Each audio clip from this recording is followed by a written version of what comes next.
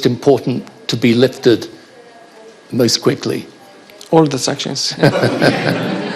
Because we can't divide it, because now we are, if the sanctions, now if you want to understand it, I said it many of times, we heard from the international community a lot of should, you should do this and you should do this.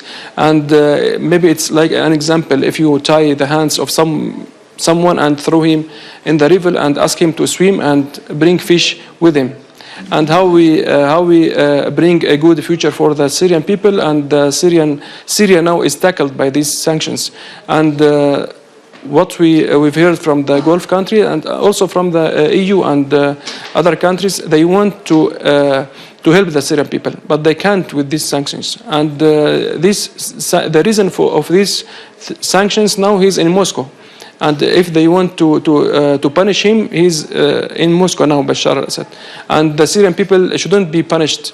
Now, these sanctions put on Syria because of the victims.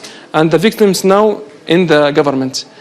Yeah, no, I get it. I mean, I think the thing is that, you know, people look at the past decade and, you know, obviously there's been a huge amount of violence.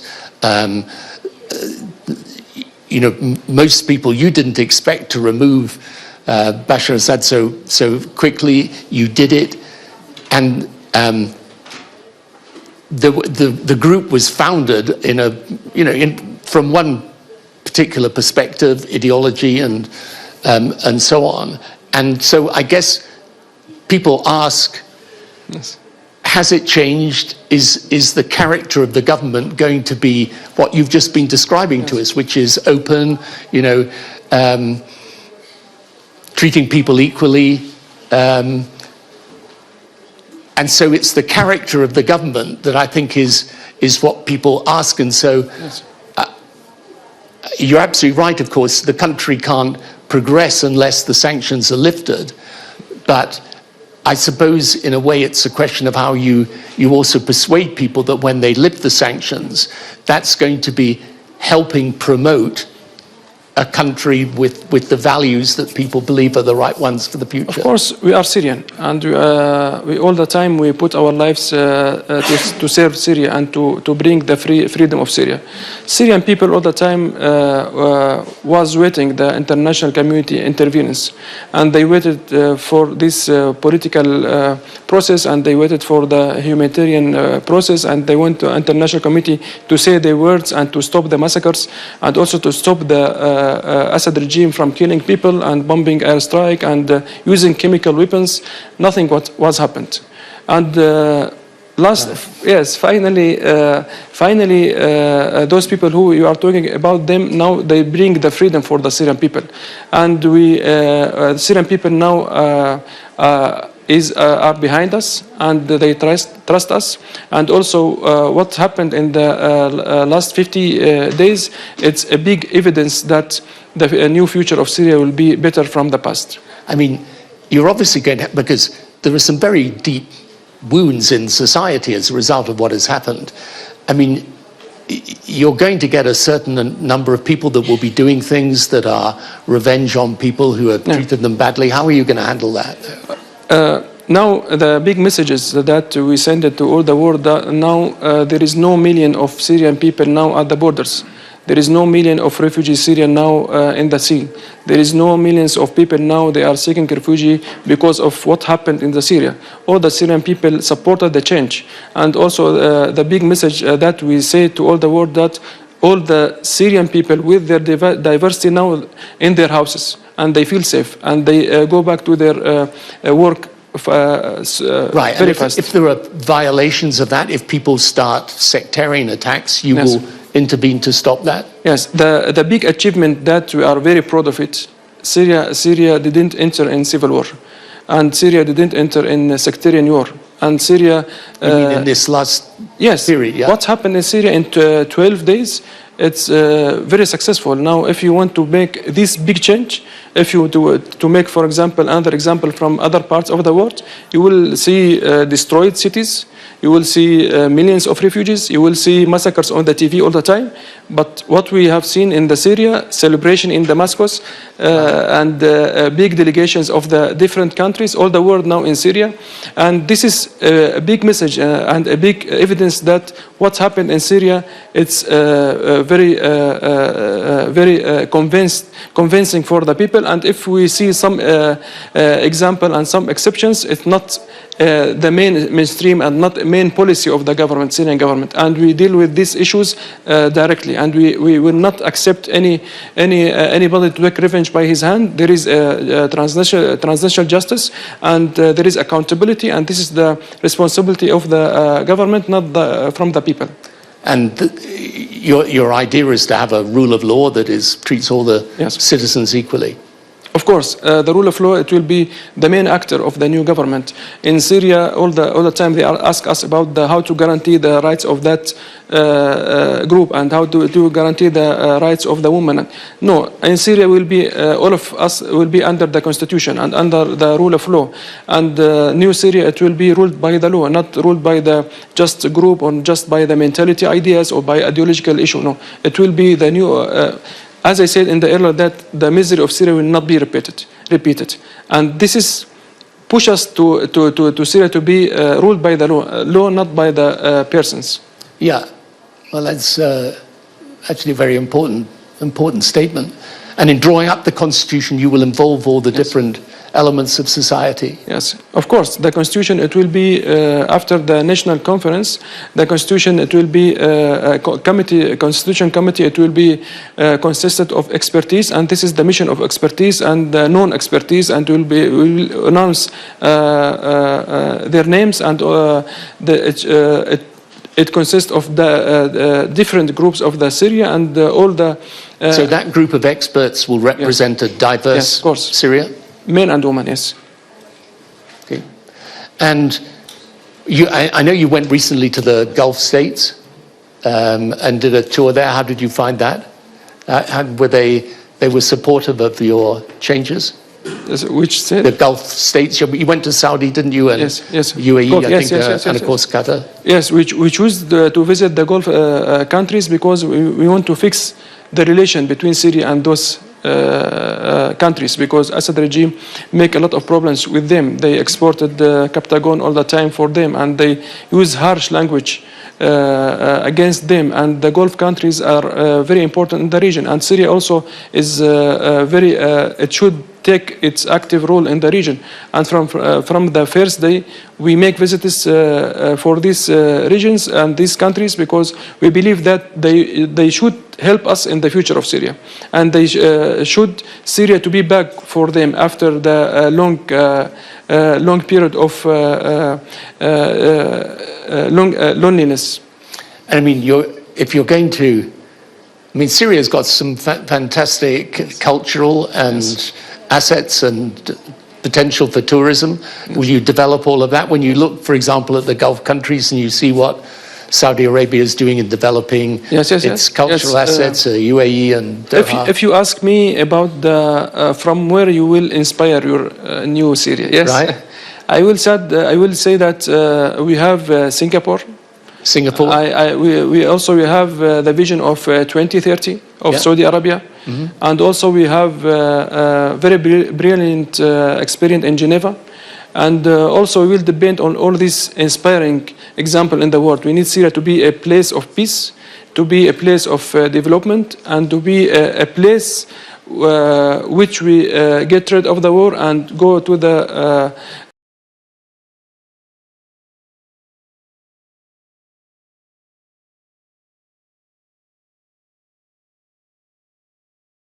has found it challenging to have trade across borders, right? Or even have visa-free travel. This has been a real challenge. So to see some of these some of these bits of progress, and hopefully on the digital front, we could start off on a better footing. Absolutely. And I do believe we have a summit coming up in April to try to take on some of these issues, so people who are interested could follow up on that. I want to come to Hatem. Hatem, you can give us a private sector view. Very interestingly, of course, your company has its base in the Middle East, but you've got extensive operations in Africa, and I just discovered today in Eastern Europe as well. So you've got the cross-country perspective and the bottom-up.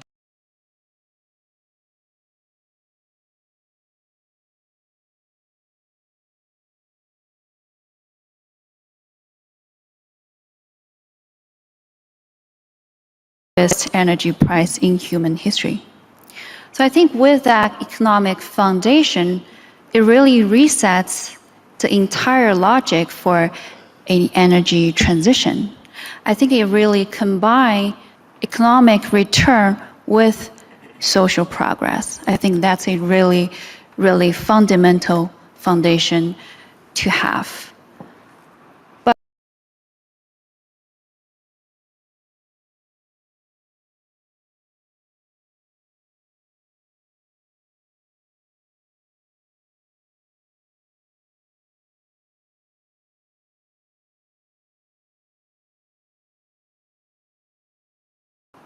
A green transition, it's not simply that we install as many solar or as many wind as possible. It's a transition of the entire system. So we know that every revolution, the foundation must be a revolution in the infrastructure, right? We saw that in internet, we saw that in the first revolution for electricity. So infrastructure is really the key for implementing more renewable energies. So what we need today is not only to invest more in solar energy or wind energy, we need to invest more in grids. We need a more intelligent grid. We need a more decentralized grid. We need a more steady grid in order for all those renewable energy to be consumed.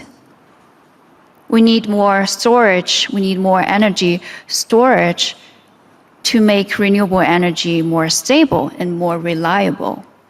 We need to use more AI in order to balance out all those fluctuating, even more fluctuating energy supply and demand on the grid.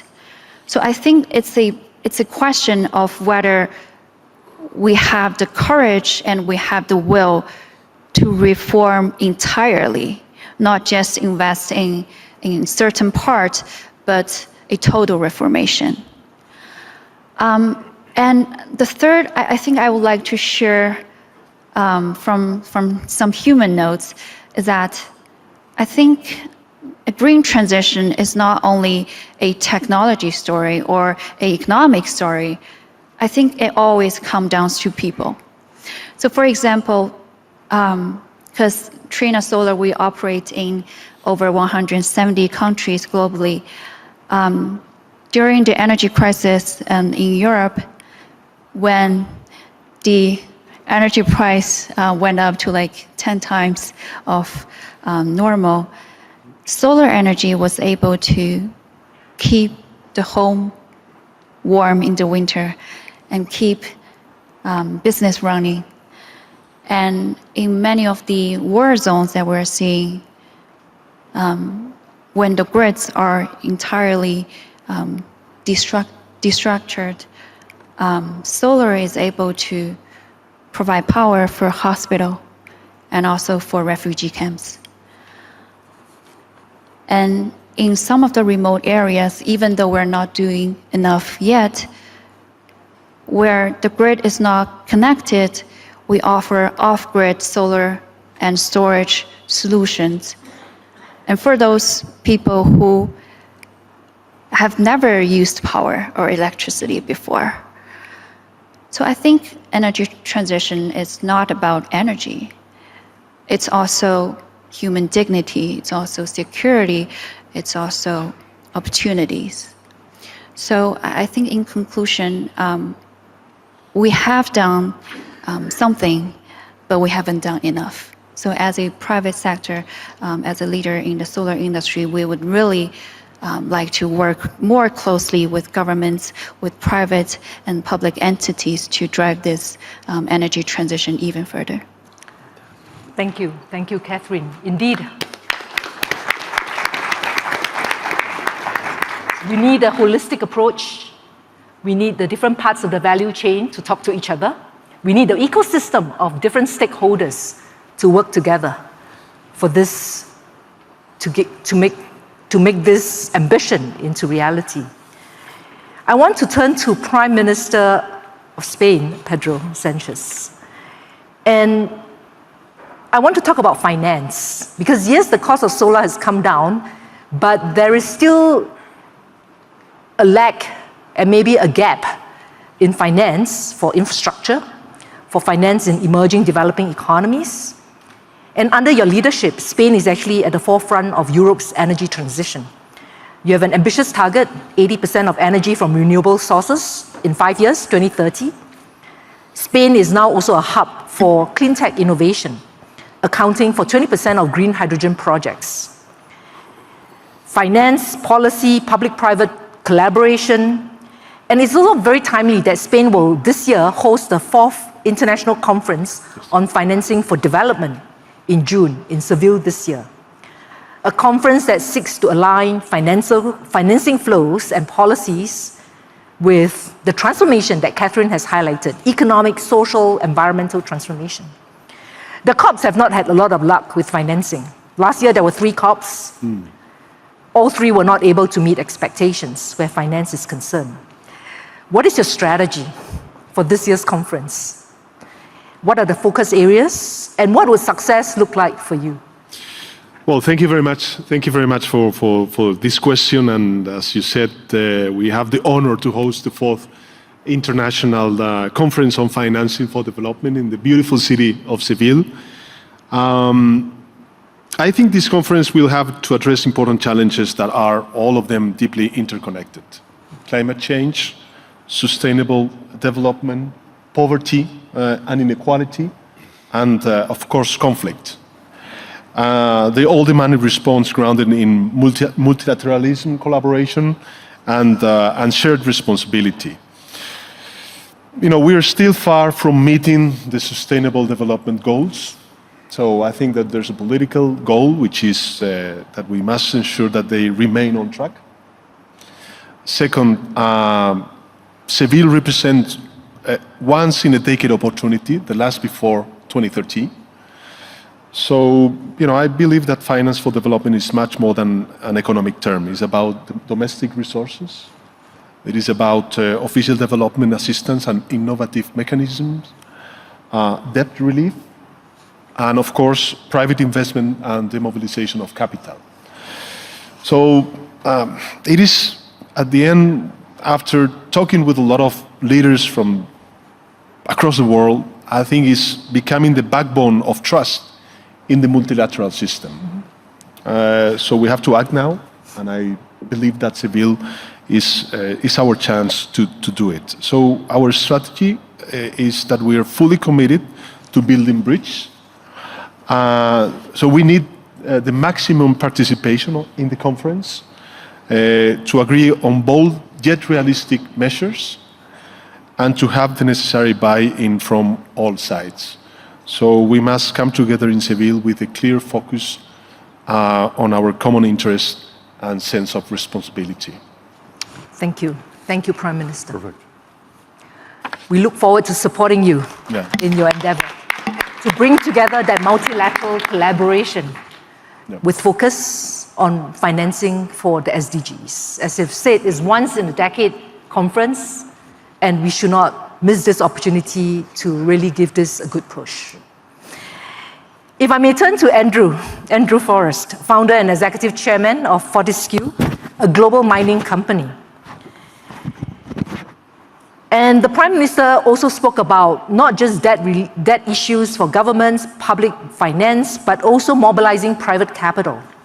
And you have been making significant investments into green technologies. In fact, you have committed to the Rail Zero that your business will stop using fossil fuels by the end of this decade. Again, that's in 5 years. No carbon offsets, nor carbon capture and storage. And if you succeed, you could potentially be very transformational for the mining industry and its supply chains. How do you make the economics work? Because many people talk about the need to think about growth, the need to think about profits, jobs, business continuity, stability, and they see that tension with sustainability outcomes. But obviously, you're seeing something that many people are not yet realizing. Can you just tell us a little bit more how you've been able to mobilize, convince your shareholders, and work with your partners in this bold ambition of yours? Yeah, thank you. I'm really delighted to be here with such esteemed company, Vice President, Prime Minister, dignitaries. So let's just acknowledge I'm an economic pragmatist. I'm a hardcore businessman. I'm an international miner. I'm very practical. I cannot do anything unless there's a hard economic basis for it. And I can say if we kicked off with this attitude, say with the COPs we've had, Prime Minister, where we have not succeeded in raising the capital despite the pledges from the international community, that is simply because, and fully understandable, there's no economic model behind it. We're going to rely on philanthropy. Philanthropy just cannot address the scale of what even one company needs. If I add up the philanthropic pledges, it's less than 500 million. We're going to spend at least $6.5 billion to decarbonise our operations. But before anyone scratches their heads and thinks, that's a lot of capital, think, well, hold the phone. They save $1 billion a year by doing that. How do we do that? We simply stop burning fossil fuel. That is what we call real zero. I do want to say that I think this word net is causing more damage to the ability of the world to finance the economic and energy transition than most fossil fuel producers combined. That word net gives you an out clause to do nothing. When you go to a bank and say, I want to borrow X billion, and we raised capital this morning, only this morning, of 9.2 billion, that's because our economic model is simple.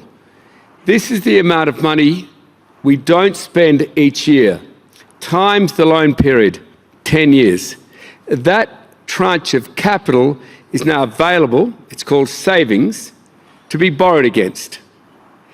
This is a financial model. We're not relying on carbon sequestration, that I can assure you, I'll switch quickly to being a scientist, that I can assure you fails consistently. We're not carbon credits where professionals in this sector say 95% are going to be found to not give the carbon benefits they were purchased for. Not relying on any of that. That could be court cases, which will mean your loan, if you've lent into a company relying on carbon credits or carbon sequestration or carbon offsets, could well be in jeopardy. No, we're not relying on any of that. We're just stopping burning fossil fuel, addressing the elephant in the room. And that is fully financeable. Let me just walk you through how. When you have a very large operation with control centres around your sphere of operations around the world, and you've indicated to a workforce, in our case 25,000, that you're going to stop burning fossil fuel by the end of this decade, the workforce gets very interested. When they ask you how you're going to do that, you say, you're going to resolve it. You work out how to do it. You work out how to pull all the carbon out of our trains, out of our trucks. Our trucks are some are taller than this room. You work out how to do it out of our fixed plant. You work out how to do it even out of making metal for green steel. And then you put a timeline on it. It's not 2050. Who's going to be around in 2050 making decisions here? We say it's going to be in your career, so we put 2030. And then, of course, the leader's saying, what happens if we don't? We'll say that's simple. at the end of 2028, a full year or two before the deadline, we're going to come through the operation centres, asked to see the energy flow part of the control panels, and if any of it's connected to fossil fuel, we switch off that operational plant. Literally send that plant and the workforce black. Now, instead of being met with despair and unionism, that was met with triumphant and challenge. We're saying to our workforce, you can do this. And out of that has come a series of inventions. For instance, the ability to charge cars in 23 seconds. The ability to put 6,000 kilowatts an hour into our trucks, so we charge our huge trucks for the next 6 hours of operation inside 30 minutes. The ability to run trains on green electricity or green ammonia. The ability to run trucks fully on green electricity. The ability to put out solar panels and wind farms and storage. Now, I just want to talk to you about storage. Once you say we're going to step away from fossil fuel, we're not going back, then the workforce and the accountants get very interested. And it comes back to what Trina Solar was saying, and many of you others have pointed out, it comes back to storage. Now, if the Prime Minister of Spain says, for instance, I need storage to run my entire grid 24/7 green, no fossil fuel, then you're not going to get that out of a battery. I'll turn to my favourite European Prime Minister and say, you will get that out of a new form of hydrogen. This is where we have an impurity in the hydrogen called oxygen, where that, as you probably have all recognised, isn't an environmental liability, is highly flammable, creates a huge amount of heat, and feeds into dual cycle power stations exactly like the power stations in Madrid. Now, we've developed this tech, we're challenging Europe to accept it from Northern Africa, and we're ready to roll with it. So all I'm saying to everyone out there, including those in the media who've challenged me all day, because everyone seems to be let out of the White House with all these ideas that, you know, the climate's suddenly going to forgive us, it's not going to matter anymore, that we can just burn as much fossil fuel as we like. And I do say that I've been challenged on this. I've just said, well, walk in my shoes. Don't throw mud from your podiums. Come down to Australia and see how we're doing it. And we will retain our title. I just want to put it out there. The company I represent is the highest performing company in shareholder returns in Australia's history. We are the lowest cost bulk producer in the world. We're not going to lose that mantle. We're going to increase our competitive edge by going fully green. Thank you. Thank you, Andrew. We had the inconvenient truth, and now we have changed